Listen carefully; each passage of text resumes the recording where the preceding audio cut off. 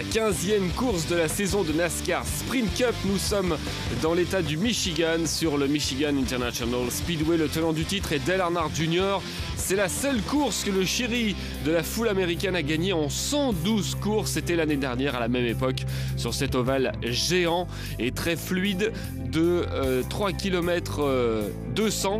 Non pas 3 km 600 comme c'était marqué, 2 miles, 3 km 200. Le classement général, Tony Stewart est leader après sa victoire la semaine dernière à Pocono. Jeff Gordon est deuxième et regardez donc ces 12 noms qui sont provisoirement qualifiés pour les playoffs qui auront lieu donc à l'issue de la 26e course. Et il y aura ensuite de la 27e à la 36e course 10 courses de playoffs pour déterminer qui sera le champion.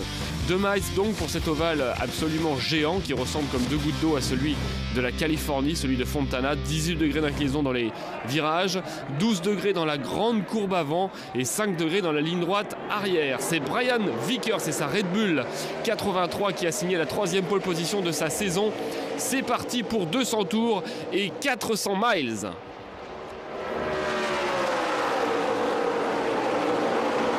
Résumé d'une heure aujourd'hui avec Vickers qui rate un petit peu son départ, le poleman débordé sur sa droite par Kyle Busch et sur sa gauche par Jimmie Johnson.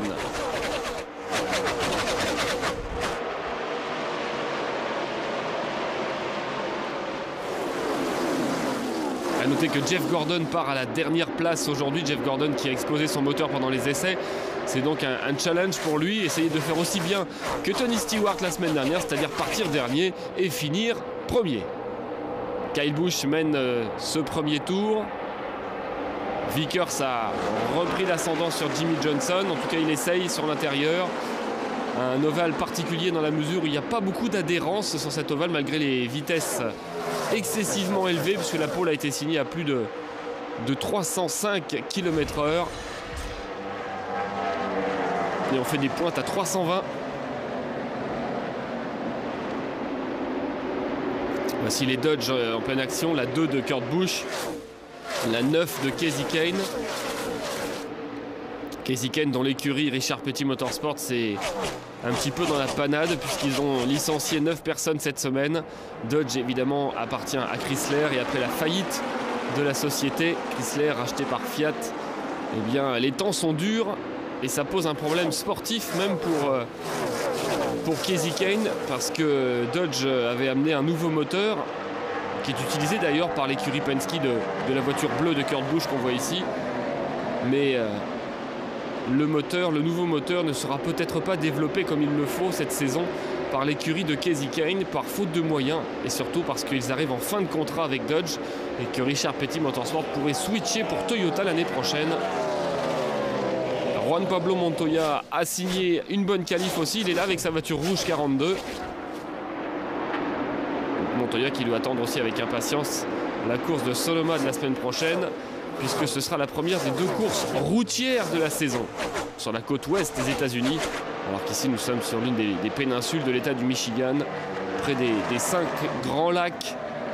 Près de la frontière canadienne, il y a pas mal de fans qui sont venus d'ailleurs du Canada. Vous allez voir que les immenses tribunes qui peuvent contenir 130 000 personnes ne sont pas remplies, loin de là. Parce que c'est une des régions, un des États des États-Unis qui est le plus touché par la crise, puisque c'est le siège des grandes firmes automobiles.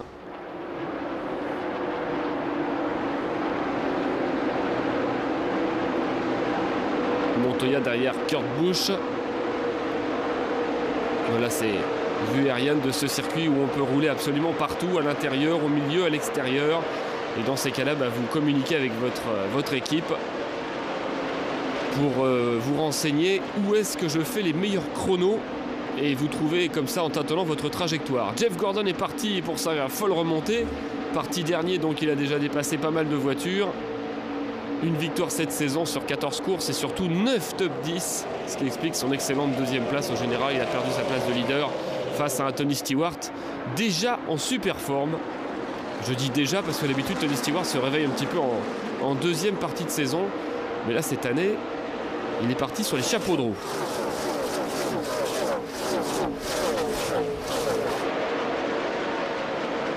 On regarde d'ailleurs du côté des officiels la voiture de Jeff Gordon avec un soin particulier parce qu'on a cru apercevoir un filet de fumée. Là pour l'instant, à l'œil nu sur l'écran, ça ne se voit pas, cette numéro 24.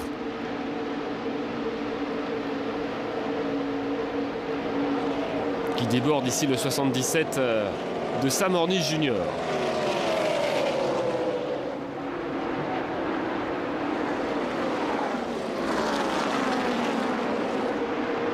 Greg Biffle avec son numéro 16 est aussi un des pilotes qui a fait une belle remontée puisqu'il a déjà gagné 10 spots par rapport au départ. Regardez, 20e sur la grille, 10e actuellement.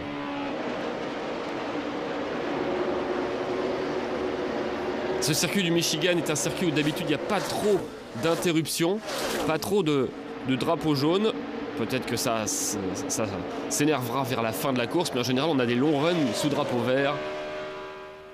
C'est un circuit propice à cela puisqu'il est tellement large qu'on peut vraiment essayer, comme je vous l'ai dit, toutes les trajectoires et passer au large quand on double, comme vient de le faire Biffle sur le 33 de Clint Bowyer.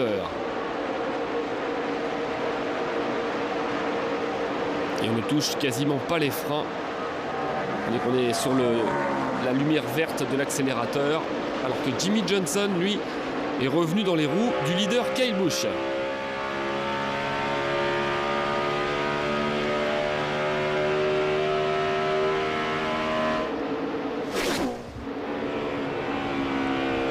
Kyle Busch qui toute la semaine a défrayé encore la chronique dans des interviews. Vous savez que la semaine dernière il avait gagné une course de Division 2, une course de Nationwide. Le prix était à Nashville une guitare, une belle guitare Gibson. Il n'a rien trouvé de mieux que de la casser comme une rockstar sur le podium, ce qui a soulevé évidemment les protestations de pas mal de gens. Kyle Busch qui vient donc de perdre sa première place. Johnson est passé premier.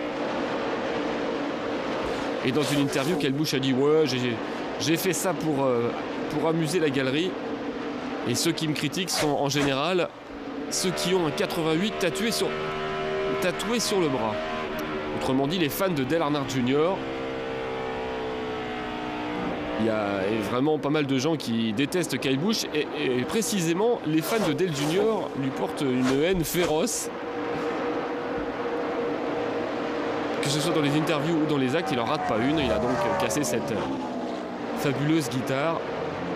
Et Sam Bass, qui est le designer de cette guitare, évidemment, a eu du mal à avaler son verre d'eau quand il a vu ça.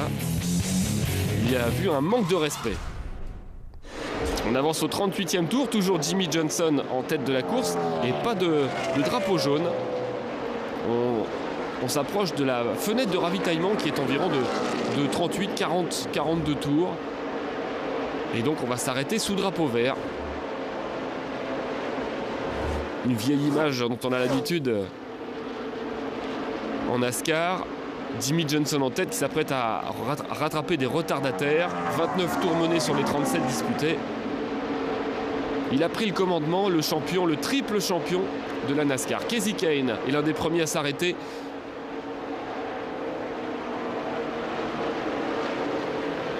Kasey Kahne qui ne sait pas du tout ce qu'il va faire l'année prochaine parce que si Richard Petty Motorsports ne peut pas développer ce nouveau moteur cette année, ça va beaucoup le handicaper.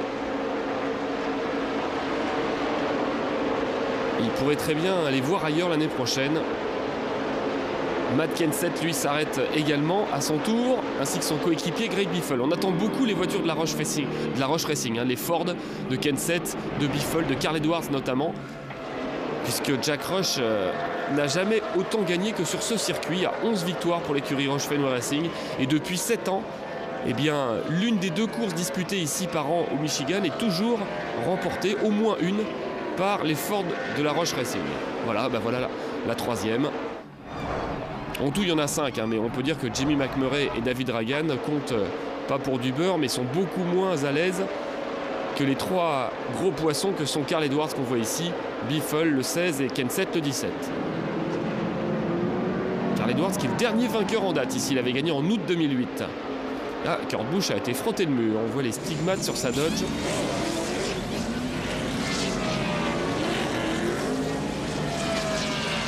Pendant que Tony Stewart est annoncé dans les stands aussi. Et là, tout le monde rentre. Y compris le fameux Kyle Busch, donc.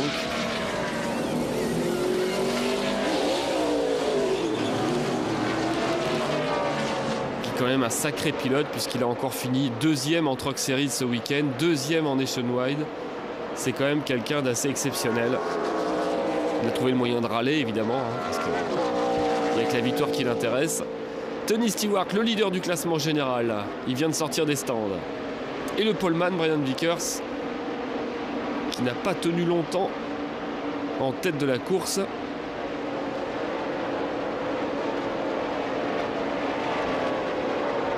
Il n'a même pas pu mener le premier tour sur sa Toyota. Vickers qui est toujours en lice pour les playoffs, il est 17e du général. Jusqu'à lui, on va dire que tout le monde peut encore se qualifier. Ensuite, derrière, 18-19, Marcos Ambrose, Martin Truex, Dale Earnhardt Jr. 20e. C'est déjà terminé quasiment. Johnson s'arrête alors qu'il était leader. Comme d'habitude, il a pris le dernier box. Vous voyez, c'est le premier qui se présente quand on entre dans la ligne des stands. C'est celui qu'il prend quand il n'est pas poleman. Son coéquipier Jeff Gordon, lui, en pleine remontée, s'arrête aussi, avec des couleurs un petit peu spéciales ce week-end.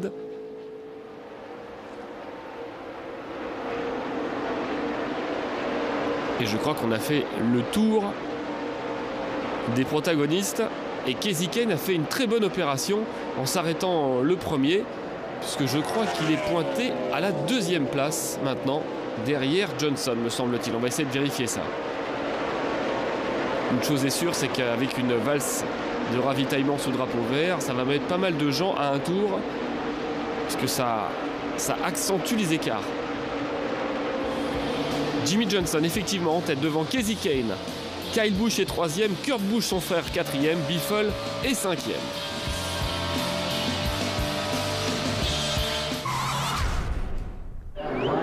Et on se retrouve juste après le premier drapeau jaune qui est intervenu au 72e tour avec un débris.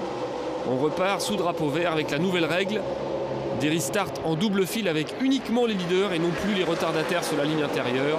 C'est reparti donc avec Johnson, Biffle, Kahne 3e, Montoya 4e, David Ragan 5e.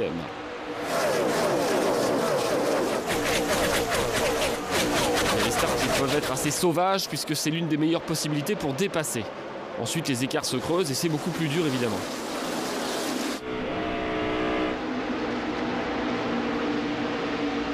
Jimmy Johnson attaqué par Biffle. Biffle toujours pas de victoire cette saison, mais 7 top 10, ce qui lui vaut une solide 7e place au général.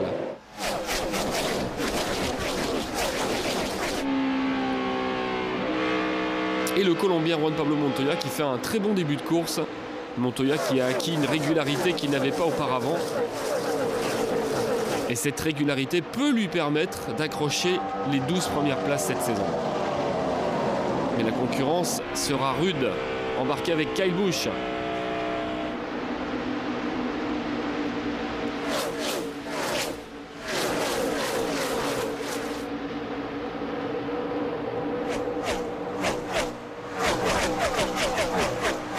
Vous avez vu qu'on essaye plusieurs trajectoires sur ce circuit très large. On plonge à l'intérieur, on essaye de voir, de tâtonner un peu là où on est le plus à l'aise, là où on fait les meilleurs chronos. Alors effectivement, quand vous vous mettez tout à l'extérieur, vous parcourez plus de distance, c'est logique. Mais ça peut vous permettre aussi de vous appuyer un peu et d'élargir au maximum les trajectoires, de vous appuyer sur les 18 degrés du banking, alors que Kenseth est le plus rapide en piste en ce moment. Johnson, Biffle, Montoya a dépassé Kasey Kahne et Kenseth attaque Kurt Busch.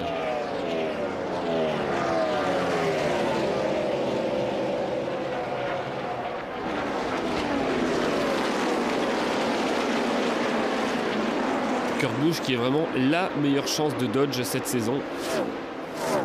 On aurait tendance à dire Kurt Busch plus Kasey Kahne. Oh attention la touchette là, oula ça a failli partir dans le décor pour David Ragan. Il est parti complètement à l'équerre. Déjà qu'il perdait des positions sur le restart. On a échappé de peu au crash d'une des voitures de la Roush Fenway Racing. On aura peut-être un petit ralenti.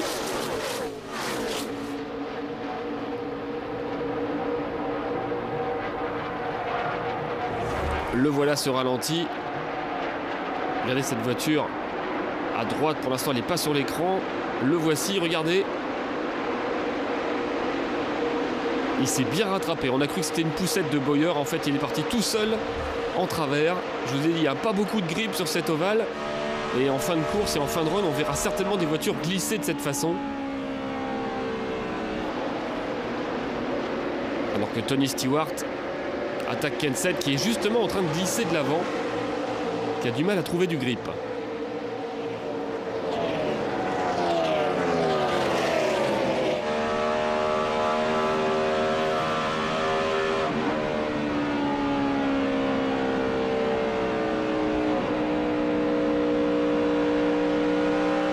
Kyle Busch lui aussi a du mal à trouver de bons réglages. Il a perdu quelques positions depuis tout à l'heure. Il est même en train de se faire attaquer par Dale Earnhardt Jr. qui est dans le top 10. Le voilà Kyle Busch. Et justement cette caméra était embarquée sur la 88 de Dale Earnhardt Jr. Donc les fans des deux hommes se détestent, hein, il faut bien le dire. Et puis il faut dire qu'aussi que les fans de Kyle Busch ne sont pas légion aux États-Unis.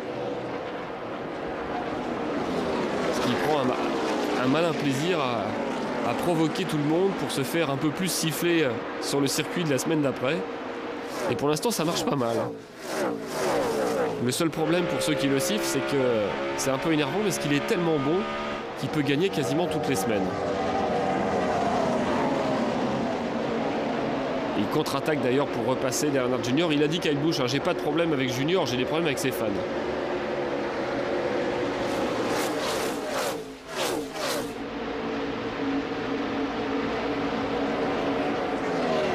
Junior qui après avoir changé de chef d'équipe avait fait une bonne 12e place à Dover et puis il est retombé un petit peu dans ses mauvais résultats la semaine dernière, 27e à Pocono. Les playoffs sont déjà presque rayés de son esprit. Maintenant, il faut essayer d'obtenir des résultats cette saison parce que ça ferait mauvais genre d'être en compagnie de Jimmy Johnson, Jeff Gordon et Mark Martin dans une écurie et d'être très très loin derrière eux. Junior s'est fait dépasser également par Carl Edwards et est menacé maintenant par Mark Martin, justement son coéquipier avec son numéro 5. Mark Martin qui est l'un des pilotes les plus victorieux ici, 4 victoires dans son palmarès et dans sa carrière ici. Et on revoit ce qui s'est passé avec Carl Edwards. Regardez comme cette voiture glisse, regardez ça. Il a frotté le mur. Et on voit bien que la voiture n'est pas encore cette semaine sur les rails. Il a du mérite à être dans le top 10 ou pas loin du top 10. Parce qu'il y a des gros ajustements à faire. Regardez ça. Une victoire lors des 112 dernières courses pour le chéri de l'Amérique. Et c'était ici l'année dernière.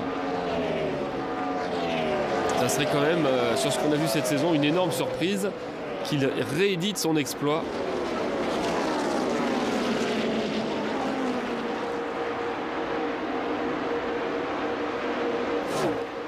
Alors que je jette un coup d'œil à l'écurie Richard Childress, qui est encore pour l'instant un petit peu aux abonnés absents. Je ne sais pas ce qui se passe dans cette écurie, mais Clint Bowyer, on l'aperçoit là, est pas trop mal. Mais Kevin Harvick, Casey Mears et Jeff Burton sont pas au mieux. Hein. Harvick est dans le top 20. Burton est plus loin, Casey Mears aussi. C'est une écurie qui rate sa saison pour l'instant. Alors ce sont quand même des voitures très performantes habituellement avec des pilotes de renom. Burton est même à un tour. Et on voit Junior en train de travailler sur son volant.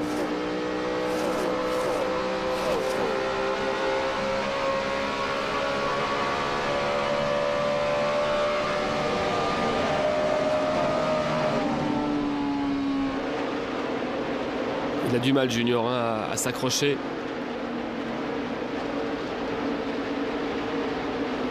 Voilà, Mark Martin à 10 secondes du leader, sur le point d'attaquer Denny Hamlin pour rentrer dans le top 10.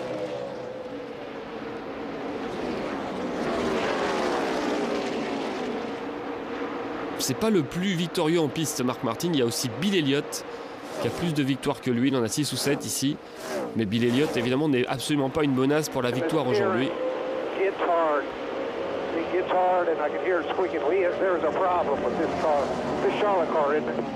Il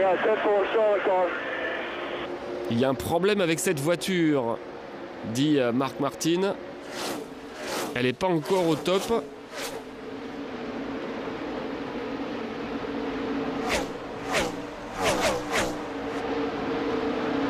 Il a l'air de pas trop mal s'en tirer, hein, le vieux briscard. Mark Martin qui est sorti du top 12 la semaine dernière, donc il cravache cette semaine pour le retrouver, ce fameux top 12. Il est 13e du général, malgré ses 2 victoires. Alors que dans le top 12, il y a pas mal de pilotes qui n'ont pas du tout gagné de course encore, comme Hamlin, celui qui le précède. Jimmy Johnson caracole en tête.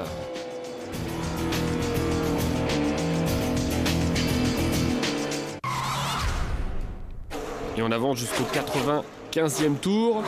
Johnson toujours devant avec 2 secondes et demie d'avance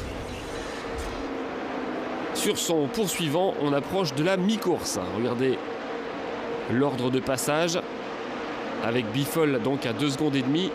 Montoya est maintenant 3e. Keziken est resté à sa 4e place. Et là nous sommes justement juste derrière avec Stewart qui dépasse Kurt Busch pour la 5e place.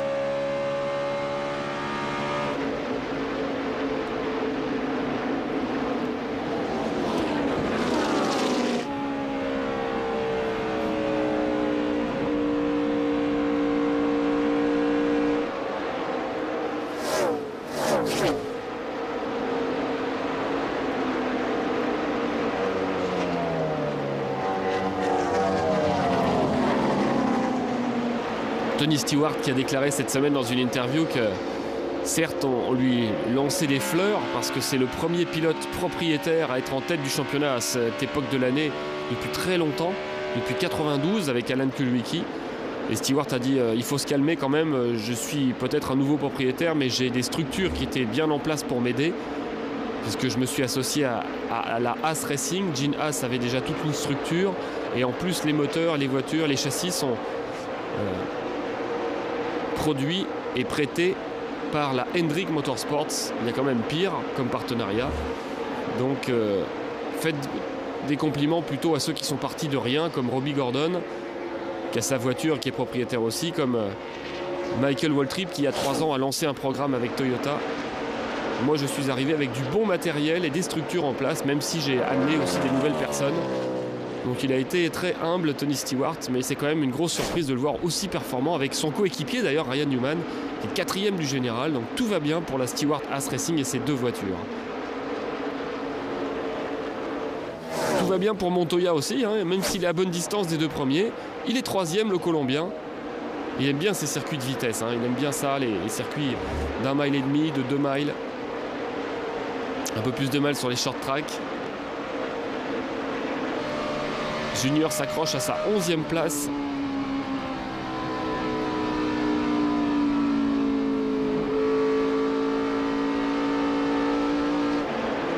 Alors qu'on va passer sur la ligne du 100e tour qui marque donc la mi-course. Et Johnson a mené la plupart des tours disputés.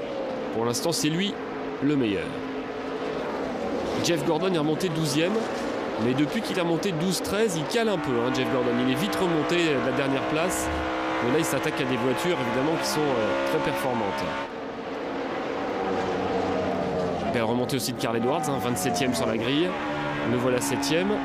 Et lui aussi, dans une moindre mesure, se plaint un peu dans sa radio parce qu'il cale un peu à remonter sur le top 5. Il n'a pas la voiture dont il voudrait disposer encore, Carl Edwards. Et s'il y a aussi peu de drapeaux jaunes jusqu'à la fin, il n'y aura pas beaucoup d'arrêts au stand pour pouvoir corriger, c'est ça le problème. Un autre paramètre à prendre en considération, c'est le soleil qui vient de faire son apparition et qui monte un petit peu encore la température de la piste et qui baisse de ce fait l'adhérence des voitures. Pas loin des Irish Hills du Michigan. Et on approche des 50 derniers tours avec Johnson immuablement en tête, 143e tour. Il y a eu un deuxième drapeau jaune pour débris. On est reparti, donc ça a resserré un peu les positions. Et on trouve à peu près le même top 5 que tout à l'heure. avec Biffle derrière, le voilà. Montoya est toujours 3e. Il n'y a plus qu'une grosse vingtaine de pilotes dans le tour. Marc Martin a dépassé Juan Pablo Montoya. Tiens, il est 5e maintenant. Montoya qui est en train de se plaindre dans sa radio. Sa voiture est moins bien. Lors de l'aérostand qu'ils ont effectué, ils ont en fait fait des réglages trop exagérés selon lui. Et la voiture est moins en ligne que tout à l'heure. Il s'est fait dépasser par Hamlin pour la 4e place, Juan Pablo Montoya.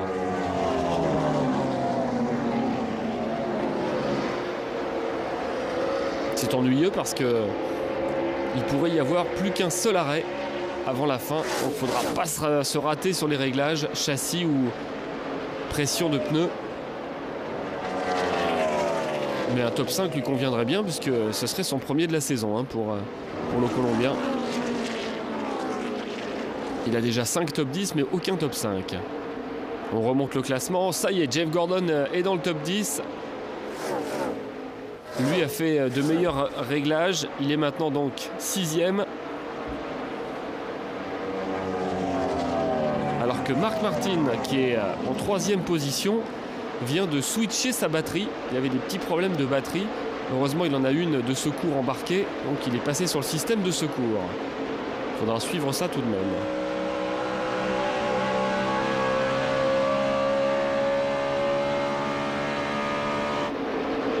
Tony Stewart dans le top 10 également. Alors qu'on approche d'une nouvelle salve de ravitaillement.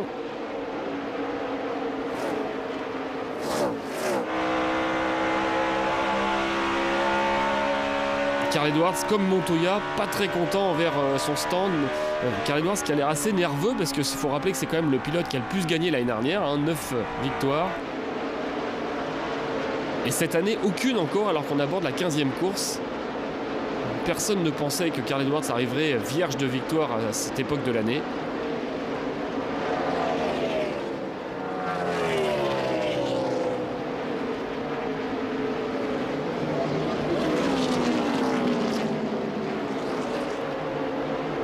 Alors que Kurt Busch, lui, est pour l'instant le seul représentant de Dodge dans les playoffs, virtuellement. Keziken, lui, veut y rentrer, de ces fameux playoffs. 14e du général, pas très loin du 12e. Pour l'instant, il est dans le top 10 solidement. Il était un peu mieux classé tout à l'heure.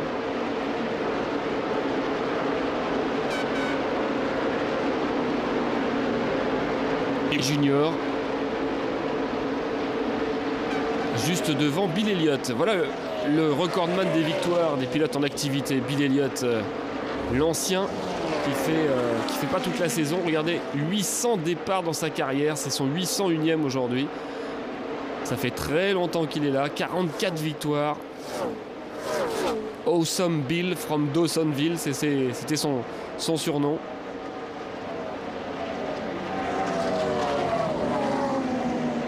Il retrouve ses vieux réflexes ici, même s'il n'a absolument pas la voiture pour gagner, a priori.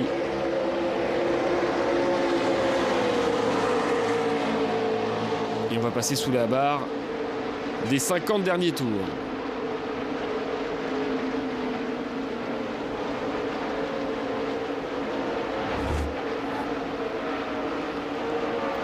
Montoya a de plus en plus de mal à s'accrocher, il perd des positions lentement mais sûrement.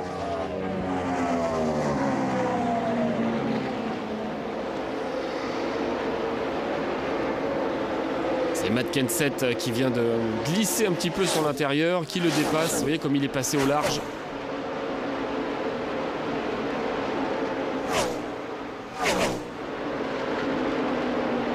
Alors on a l'impression que c'est très fluide comme ça, parce que c'est un ovale qui était très étudié.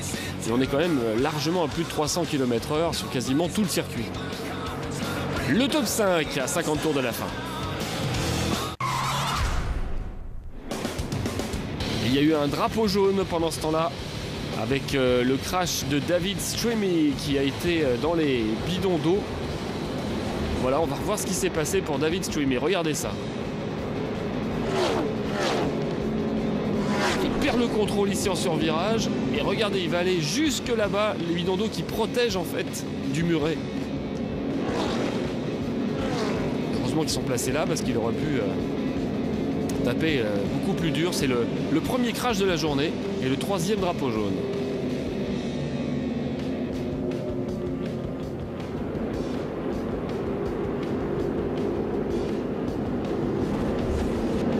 Voilà, c'est fini pour la Penske numéro 12. Et alors ça, c'est un drapeau jaune qui est très intéressant parce qu'il va être pile dans la fenêtre haute d'un plein de carburant. Ce qui fait qu'on va repartir, ça va être très très juste. Et Greg Biffle a fait un excellent arrêt puisqu'il a été plus rapide que Johnson. Ça aussi, ça va être intéressant puisque Johnson va perdre pour la première fois depuis très longtemps sa première place. On revoit l'arrêt au stand. Regardez Johnson en haut, Biffle au milieu, Kurt Busch en bas.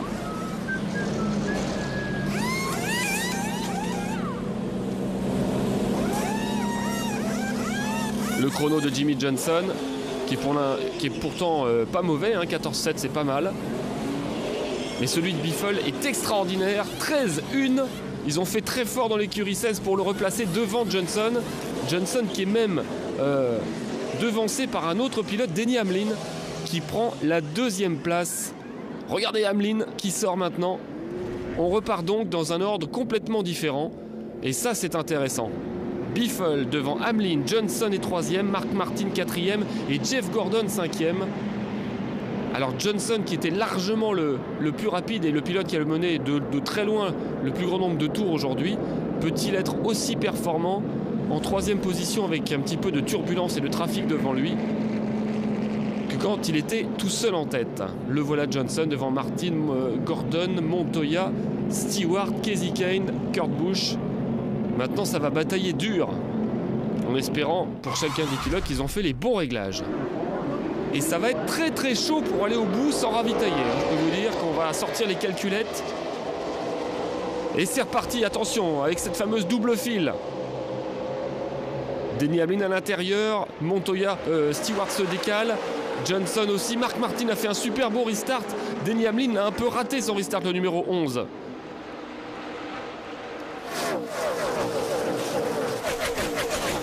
Ah, il a fait patiner ses pneus, Denny Hamlin. Après avoir fait un excellent arrêt, il a perdu déjà 3 places lors du restart. Biffle, Martin, Johnson, Hamlin, Montoya, qui a fait un beau restart, Juan Pablo Montoya. Jeff Gordon, Kasey Kahne, Tony Stewart. Là, le sprint final est vraiment lancé.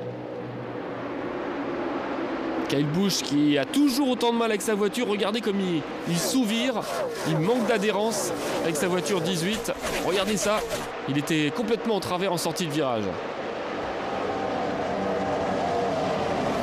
Là, c'est un peu le clan des pilotes qui ont du mal avec leur voiture. Hein. Kyle Busch, Carl Edwards. Regardez ça. Il est complètement à la dérive, Kyle Busch. Là, il a pris beaucoup trop large. Il se fait déborder à l'intérieur.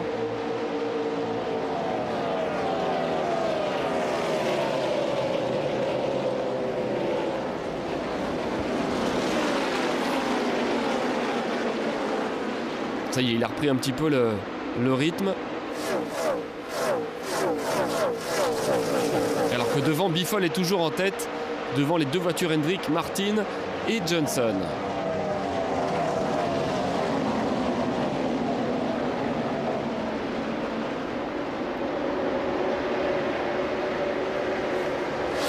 Voilà, Kasey Kahne qui est 7e, qui vient de faire un petit travers aussi. L'arrière est un peu parti. Là, on est au taquet, là. Et on va certainement, dans quelques tours, communiquer beaucoup avec les écuries. Ça va peut-être se finir comme la semaine dernière, cette histoire, à savoir une course à la consommation que Stewart avait remportée. Alors que derrière, Carl Edwards et Jimmy Johnson étaient à la lutte pour la 2e place. Et Johnson était le seul à être tombé en panne d'essence dans le dernier tour. and it'll spread out. Maybe we can save, or I'm not real sure what to do. Yeah, hopefully we can get going. It'll spread out, and then what we'll do is like about 3/4 down the straightaway, you'll just kick it in neutral and coast into the corner, you know, and then kick it back in gear. Ça c'est intéressant, ce qu'on dit dans le casque de Kasey Kahne. On va conserver du carburant, on est déjà en mode conservation, c'est-à-dire qu'on lui demande à 3/4 de la ligne droite arrière de couper le moteur pour le remettre un petit peu plus loin, c'est-à-dire de laisser rouler pour économiser à chaque tour quelques gouttes de carburant. Et à mon avis, ça va pas être le seul à utiliser cette tactique. Ils ont un petit bouton, hein, les pilotes de NASCAR, ils ont deux boutons en fait. Ils ont le bouton d'ignition, comme ils appellent ça. Et il y a un petit bouton aussi sur le volant qui coupe carrément le moteur. Ils se mettent au point mort, donc ils sont en roue libre. Et ensuite, ils remettent le contact pour réaccélérer en entrée de virage. C'est assez étonnant, mais c'est comme ça. C'est leur système. Et au bout de plusieurs tours, vous avez peut-être économisé assez pour aller au bout de la course. Mais pour l'instant, personne n'est sûr d'aller au bout. Il y aura peut-être des gaz and go à quelques tours de la fin.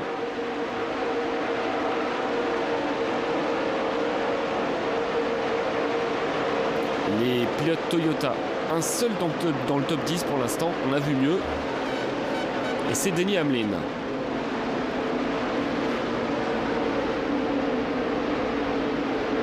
Montoya attaqué par Jeff Gordon.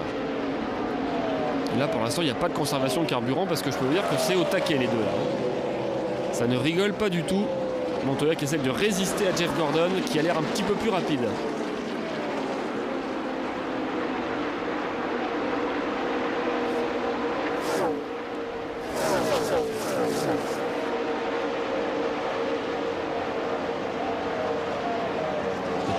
C'est Tony Stewart qui a un peu de mal sur ce restart. Il est descendu à la 10e place. Dale Earnhardt Jr. lui il n'est plus que 16e. Et Gordon se porte de nouveau à la hauteur de Juan Pablo Montoya. Kasey Kahne juste derrière eux. Les deux hommes qui s'apprécient d'ailleurs. Mais là ils ne se font aucun cadeau. Et même les trois maintenant, parce que Montoya s'est fait déborder, Kasey Kahne fait l'intérieur. Et il passe aussi devant le Colombien, qui a perdu 2 positions en un demi-tour. Attention, ça devient chaud là entre les 4 même, parce que Carl Edwards revient derrière. Il est là le point chaud de la course.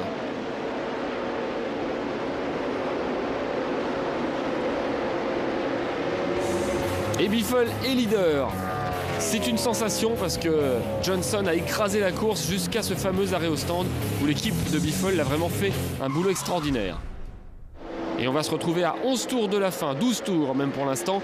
Biffle rattrapé par Jimmie Johnson qui est maintenant presque dans ses roues. Regardez ça. Et personne n'est encore sûr d'aller au bout. Les plus optimistes, à la limite, c'est l'écurie 24 de Jeff Gordon, puisqu'on lui a dit dans son casque, pour l'instant, ne t'occupe pas du carburant, t'as l'air bon. Il est 5e, Jeff Gordon, ça pourrait avoir son importance. Martin est 3e, Hamlin 4e, Gordon 5, Edwards 6, Kurt Busch 7. Alors qu'il y a des pilotes qui se sont arrêtés au stand.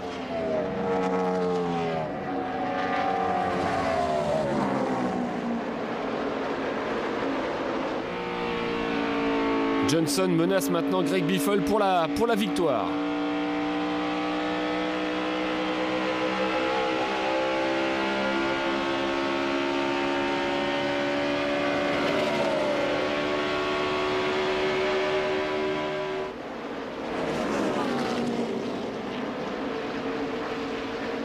Ça va être chaud cette histoire parce que dans leur casque on leur demande...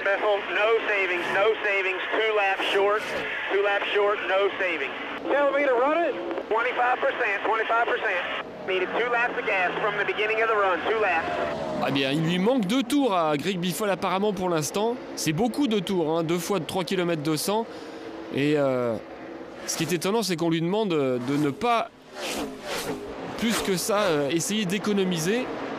Alors ça c'est bien gentil, mais pour l'instant il est en tête, mais il pourrait tout perdre. On peut être en tête à 2 tours de la fin et finir 25e. Si on tombe en panne d'essence, les deux hommes se livrent une bataille sans merci pour l'instant, sans être sûr d'avoir assez de carburant. Une situation assez incroyable. Biffle, 2 victoires en 12 courses ici. La dernière, c'était en 2005.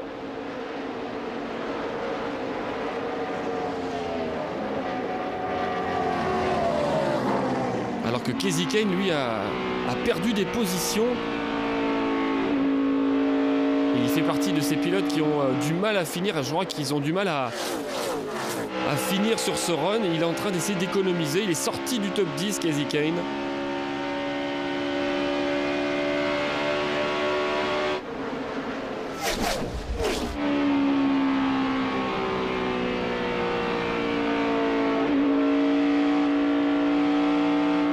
Et pour la première place, Johnson se rapproche dangereusement de Greg Biffle.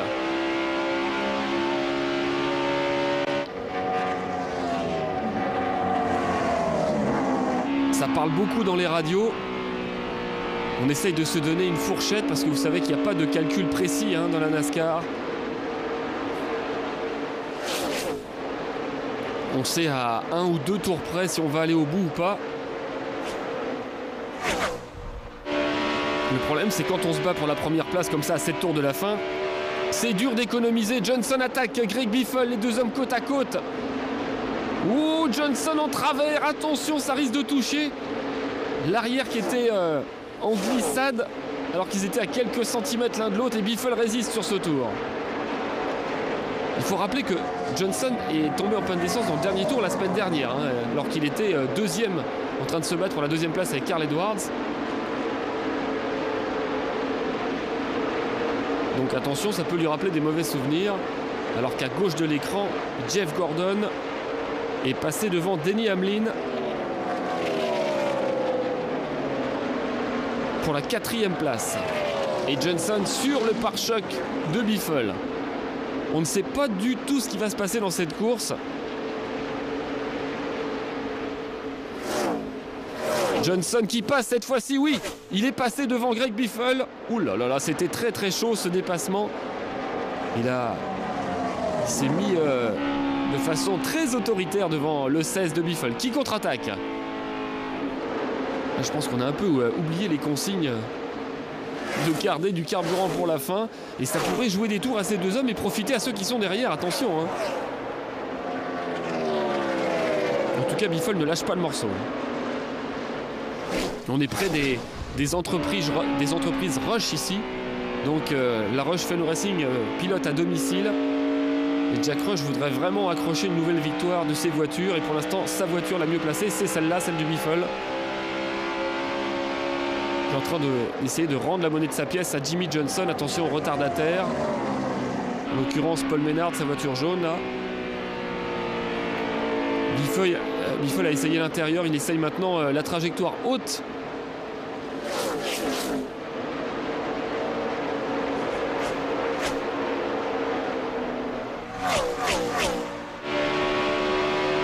Retient son souffle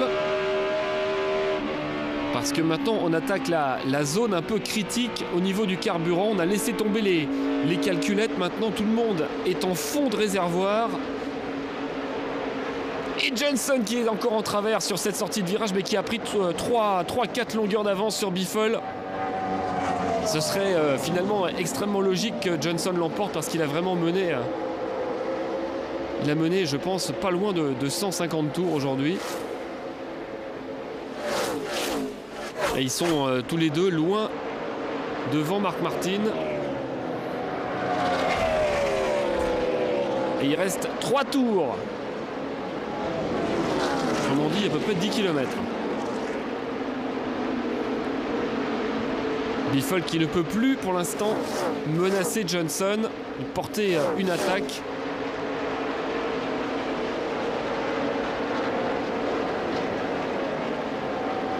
Mark Martin, lui, se rapproche.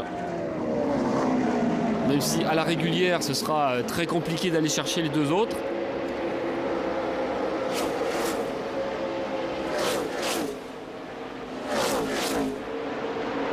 Et on va passer sur la ligne. Il restera alors 2 tours à effectuer.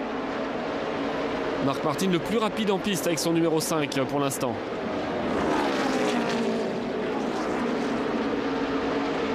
Johnson avec 5 longueurs d'avance sur Biffle.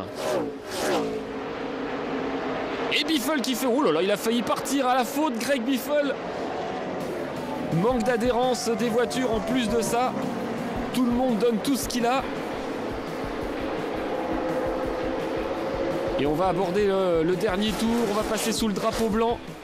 Les voitures sont toujours d'aplomb. Alors que Johnson a du mal. Johnson est en panne d'essence. Et voilà ce qu'on craignait sous le drapeau blanc. Johnson tombe en panne d'essence. Mark Martin le passe. Il va finir très loin, Jimmy Johnson. Biffle a-t-il assez de carburant pour aller l'emporter? C'est la question, car il était dans le même cas que Johnson tout à l'heure. Il aborde la ligne droite arrière, Greg Biffle.